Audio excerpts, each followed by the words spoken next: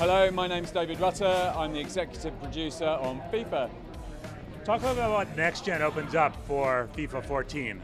Sure, so Next Gen for us is a really big deal. We're lucky enough to benefit from EA Sports Ignite engine. It's a kind of suite of technologies to allow us to do a bunch of things. Three big ones really. One is to bring the whole game to life. So it's all about the living world for us this year, having the whole stadia populated by real 3D people that kind of behave and react in the way that real fans do, sideline characters, all that stuff. And as the year goes by, we'll be talking more about that one. It's also about human intelligence, the ability to inject all of the players on the pitch with a kind of human brain for the first time rather than being a bit more robotic. A lot of that comes out of the way that they behave against each other in what we call pro instincts. It's a kind of future physics system where the players can calculate what's about to happen and get ready, stick an arm out, brace for impact, those kinds of things. And also true player motion, this ability for players on the pitch to behave and look realistically while they're moving. We have a feature called precision movement, which is a kind of foot planting technology we call step-based locomotion. What kind of a leap is there when it comes to FIFA 14 on Next Gen versus current gen? So as far as kind of a magnitude of change is concerned, there's a few things that people should probably be aware of. Firstly, in FIFA's case, we're rendering out at full 1080p at the moment, so it's a proper HD version of the game, and we're running at 60 frames a second on Xbox One right over there now. If you were allowed to turn the camera around, you would be able to see. On top of that, it also allows us to calculate a ton more in kind of AI, so roughly 4 times as many calculations we're using for our AI. But the big changes kind of come around animation because of memory. So hundreds of new moves that are actionable by the user. So passing, shooting, exhibit just scored, and just trying to make sure that the players have the full gamut of movements that a real football player does. So a variety now of lob passes, cross-pitch passes, every pretty much shot type you can imagine is catered for, and all of it leads to this kind of flow, this consistency in the game that's incredibly rewarding. How do the players now react when it comes to planting and running on the grass, the pitch?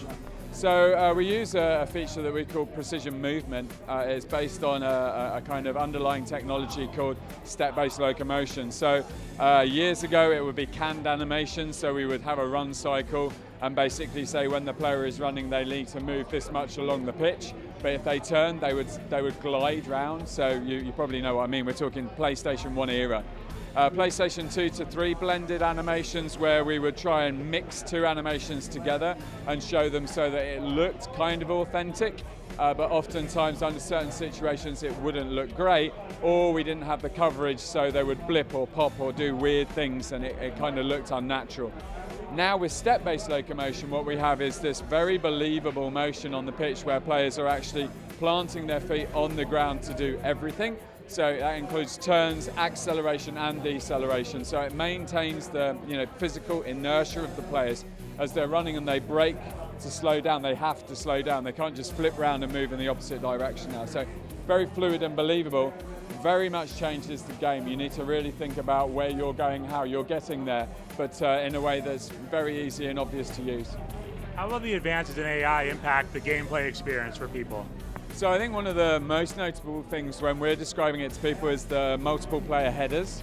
That's a big deal for us. Over recent generations we've not been able to calculate multiple people jumping for the ball in the air. So as the ball's crossing in, you'd have 2 people challenge and that would be it. Now we can have pretty much as many as we want, so you have these big kind of groups of players like you do in real football matches jumping up to try and catch the ball. On top of that, we've obviously got what we call our pro instincts to future physics, this ability for the players to calculate what's about to happen, brace for impact, avoid challenges, all those kinds of things, which are a very powerful way to prevent the game falling down by players just running into each other and falling over. So, as I mentioned, it's all about the flow and believability in the game. What do you feel will define next generation gaming for sports?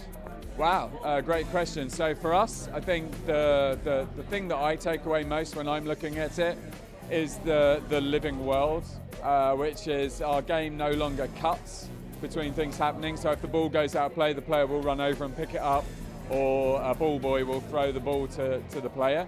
So this idea that from the moment the game starts until it ends, there's almost a storyline that can unfold, and that storyline is around the players on the pitch, the teams that are playing the game in their season, but also the crowd as well and how they're involved. So you'll see that when we start talking over the summer about a living world within FIFA, you'll see what that means to us.